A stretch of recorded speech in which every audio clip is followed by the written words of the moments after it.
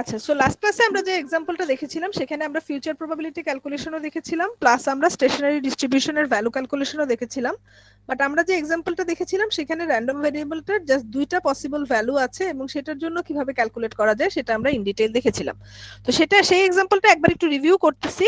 Today we are going to look at an example যেখানে একটা random ভেরিয়েবলের যদি তিনটা ভ্যালু থাকে সেক্ষেত্রে আমরা কিভাবে ক্যালকুলেট করতে পারি সেটা আমরা দেখব।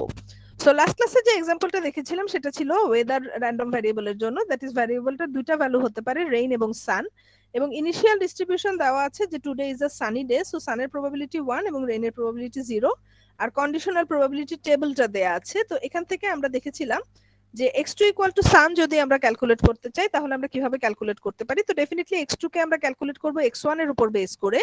সো যদি আমরা সেটা করি এবং প্রোডাক্ট রুল যদি আমরা অ্যাপ্লাই করি তাহলে কিভাবে ক্যালকুলেট করতে পারি সেটা লাস্ট ক্লাসে দেখা হয়েছিল, এবং x2 এর উপর ডিপেন্ড করে কিভাবে x3 ক্যালকুলেট করতে পারি সেটাও কিন্তু লাস্ট ক্লাসে দেখা হয়েছিল। এখন লেটস সে আমরা যদি এই এক্সাম্পলটার জন্যই আমরা যদি কনসিডার করি যে আমাদের যে র্যান্ডম ভ্যারিয়েবলটা আছে, জাস্ট আ মোমেন্ট, আচ্ছা আমরা যদি এরকম কনসিডার করি যে আমাদের যে ওয়েদার র্যান্ডম ভ্যারিয়েবলটা নিয়ে আমরা কাজ করলাম সেটার তিনটা ভ্যালু আছে, সান আর রেইন তো আগেই ছিল, এখন আমরা চিন্তা করতেছি যে আরো একটা ভ্যালু আছে যেটা হচ্ছে ওভারকাস্ট।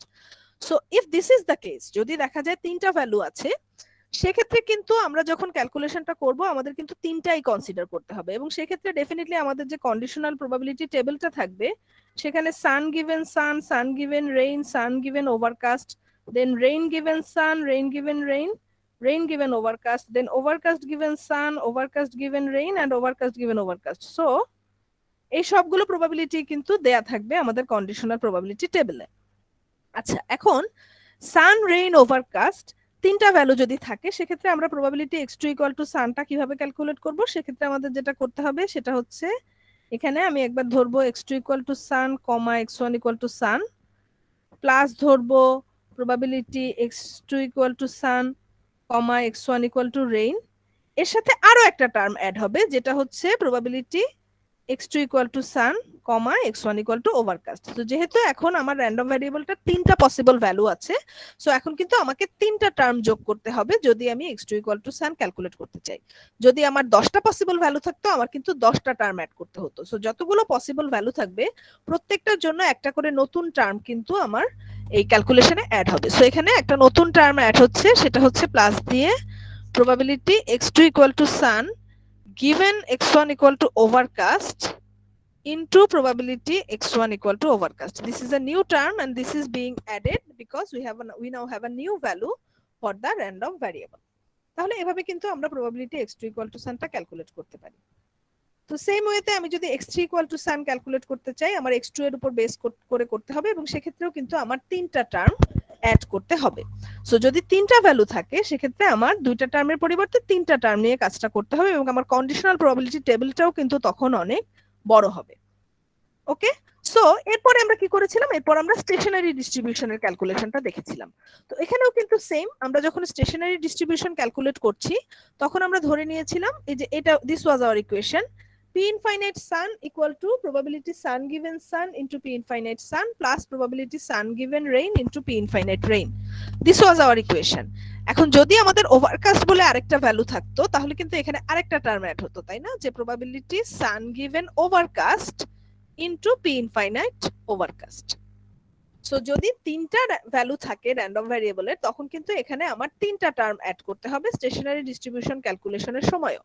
এবং এই এক্সাম্পলটাতে যেহেতু আমাদের এখানে দুইটা আননোন আছে, সো আমরা কিন্তু জাস্ট দুইটা ইকুয়েশন বের করেছিলাম, একটা ছিল দিস ওয়ান, দিস ইকুয়েশন, আর একটা ছিল দিস ইকুয়েশন, এবং এই দুটো ইকুয়েশনের উপর বেস করে আমরা ভ্যালুগুলো ক্যালকুলেট করেছি। কিন্তু যদি দেখা যায় যে তিনটা টার্ম যোগ করতে হচ্ছে সেক্ষেত্রে কিন্তু আমাদের আননোনও তিনটা, p infinite sun, p infinite rain এবং p infinite overcast। তো যেহেতু তিনটা আননোন, সো এখন কিন্তু আমাদের ইকুয়েশনও তিনটা লাগবে, কারণ আমরা জানি যে আননোন যতগুলো ততগুলো ইকুয়েশন যদি সিস্টেম অফ লিনিয়ার ইকুয়েশনস এ না থাকে তাহলে কিন্তু আমরা ওই আননোন গুলোর ভ্যালু বের করতে পারি না। সো যেহেতু এখন আমাদের তিনটা আননোন, সো আমাদের কিন্তু তিনটা ইকুয়েশন প্রয়োজন হবে। তো আমি তোমাদেরকে একটা ফুল ফ্লেজেড এক্সাম্পল দেখাতে চাচ্ছি, যে এক্সাম্পলটাতে আমি তোমাদেরকে দেখাবো যে কিভাবে যদি একটা র্যান্ডম ভ্যারিয়েবলের তিনটা ভ্যালু থাকে সেক্ষেত্রে আমরা কিভাবে স্টেশনারি ডিস্ট্রিবিউশন ক্যালকুলেট করতে পারি। I want to show you that. এখন এখানে দেখো, this is the transition matrix. তোমার একটা র্যান্ডম ভ্যারিয়েবল আছে x, যার তিনটা ভ্যালু হতে পারে a b এবং c, and this is the transition matrix. তো এই ট্রানজিশন ম্যাট্রিক্সটাতে xt হচ্ছে কলাম ওয়াইজ আর xt minus 1 হচ্ছে rho wise. So this is a, this is b, this is c, this is a, this is b, this is c. So এখানে যেটা করা হয়েছে সেটা হলো তোমার কন্ডিশনাল প্রবাবিলিটি বা ট্রানজিশন প্রবাবিলিটি যেগুলো আছে সেগুলোকে এখানে লিনিয়ারলি একটা লিস্টের মতো করে না লিখে এখানে একটা ম্যাট্রিক্সের মতো করে লেখা হয়েছে। কন্ডিশনাল প্রবাবিলিটি বা ট্রানজিশন প্রবাবিলিটি যেগুলো আছে সেগুলোকে একটা লিস্টের বা টেবিলের মতো করে না লিখে এখানে একটা ম্যাট্রিক্সের মতো করে লেখা হয়েছে। তো এই ম্যাট্রিক্সটা আমরা রিড করব কিভাবে? আমাদের ট্রানজিশন প্রবাবিলিটি গুলো হচ্ছে আমরা জানি সবসময়ই probability xt given xt minus 1। তো বললামই তো যে xt টা আছে কলাম ওয়াইজ আর xt minus 1 টা আছে রো ওয়াইজ। সো আমাদের যে প্রবাবিলিটিটা প্রয়োজন হবে সেটা আমরা ম্যাট্রিক্স থেকে রিড করে নিব। যেমন ফর এক্সাম্পল লেটস সে তোমার এখন প্রয়োজন প্রবাবিলিটি b given c। তো এটা যদি তোমার লাগে তুমি কি করবা? b মানে হচ্ছে xt আর c মানে হচ্ছে xt minus 1। তাহলে b তম column, so find the b column, this is the b column. আর তাহলে রো কি হবে? c। xt হচ্ছে b আর xt minus 1 হচ্ছে c, সো b c। তাহলে b c তম পজিশনে কোনটা আছে? 2/5। So probability b given c হচ্ছে 2/5। ওকে, তাহলে এইভাবে ম্যাট্রিক্সটা রিড করতে হবে, কলাম ওয়াইজ রিড করতে হবে xt আর রো ওয়াইজ রিড করতে হবে xt minus 1। তাহলে তোমরা আমাকে বলো তো, আমি যদি এখন ক্যালকুলেট করতে চাই let's say probability c given a, কত হবে বলো তো? What will be probability c given a? এটা কত হবে?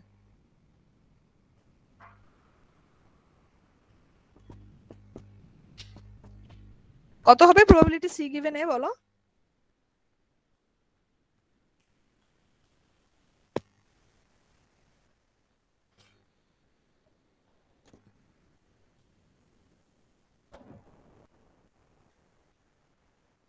আমি তো বললামই যে কলাম ওয়াইজ আছে xt আর রো ওয়াইজ আছে xt minus 1।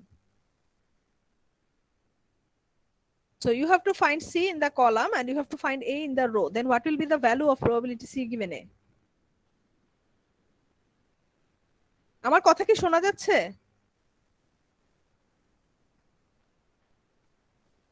G miss.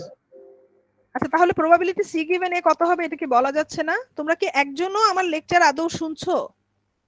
Is there anyone who is actually listening to my lecture? G miss.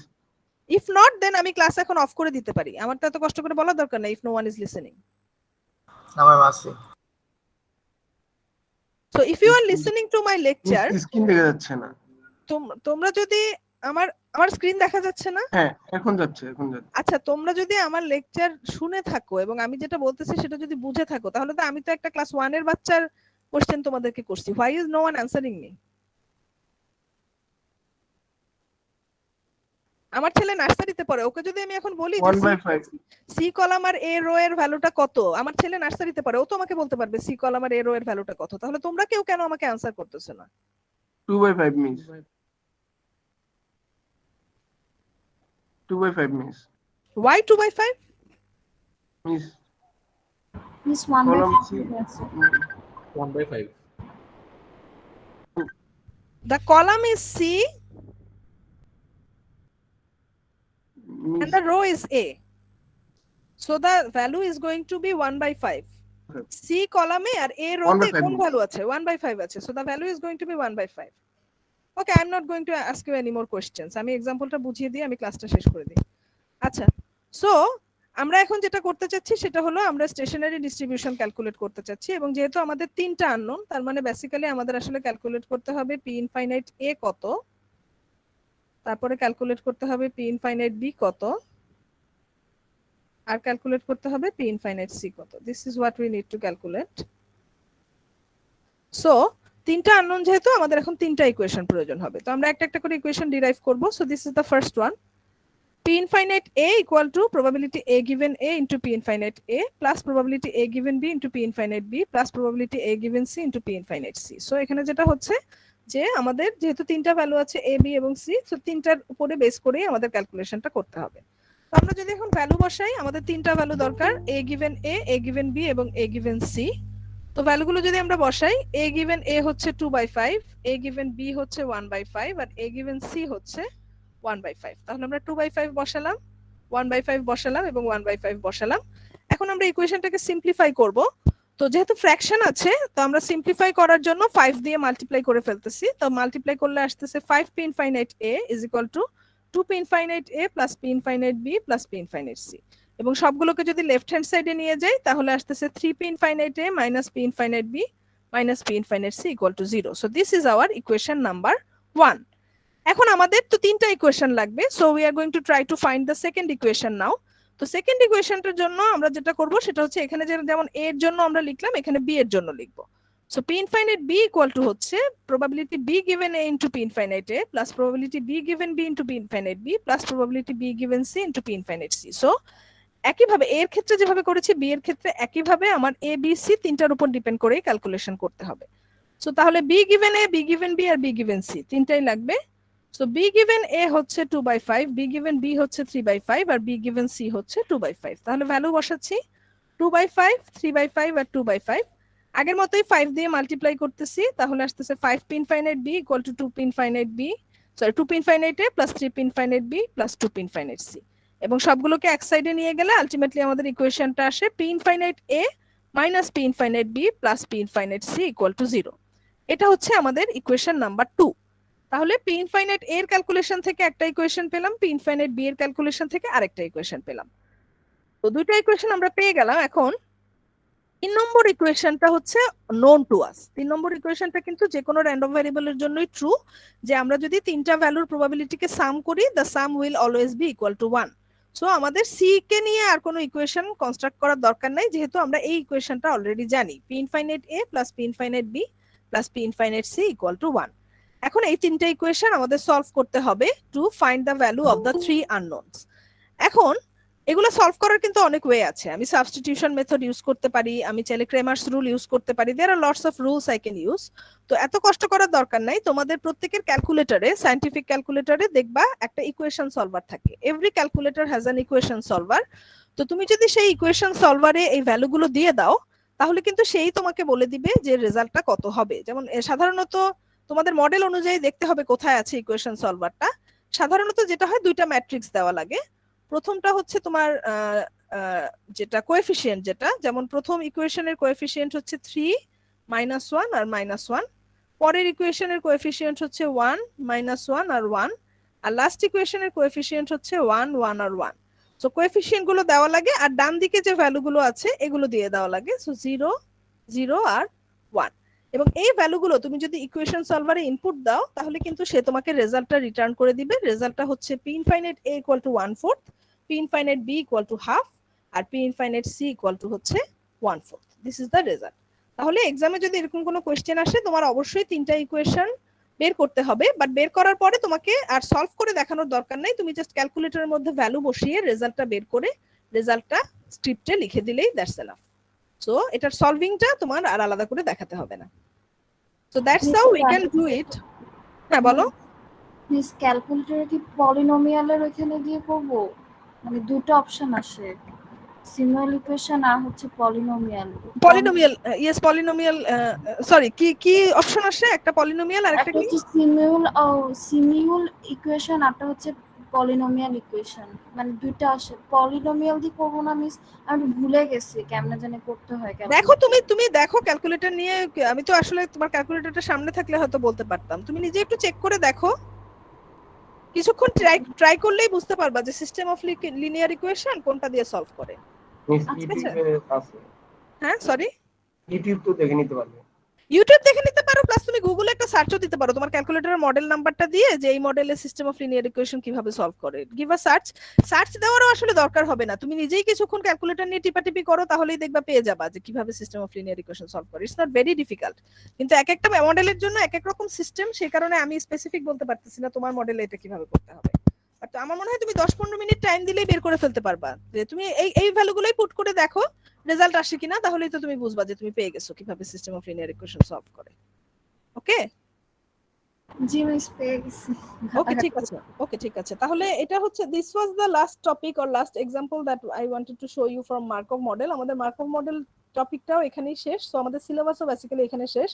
তো আগামীকালের ক্লাসে আমরা আসলে একটু রিভিউ করব এবং আমরা ফাইনালের টপিকগুলো নিয়ে ডিসকাস করব, প্লাস কারো যদি কোনো স্পেসিফিক কোশ্চেন থাকে তাহলে সেই কোশ্চেনও করতে পারো।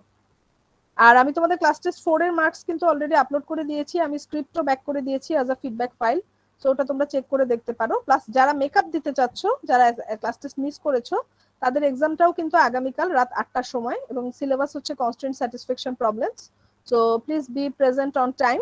ELMS এর ডিটেইলস নোটিস দেওয়া আছে, লিংক সহ সবকিছু দেওয়া আছে। So please check the announcement section of ELMS for the makeup class test.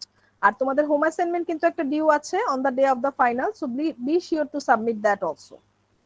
তো আমার আজকে এটুকুই বলার ছিল, আজকের ক্লাস আমি এখানেই শেষ করে দিচ্ছি। If there is nothing else, I will see you tomorrow morning for the last class. আসসালামু আলাইকুম।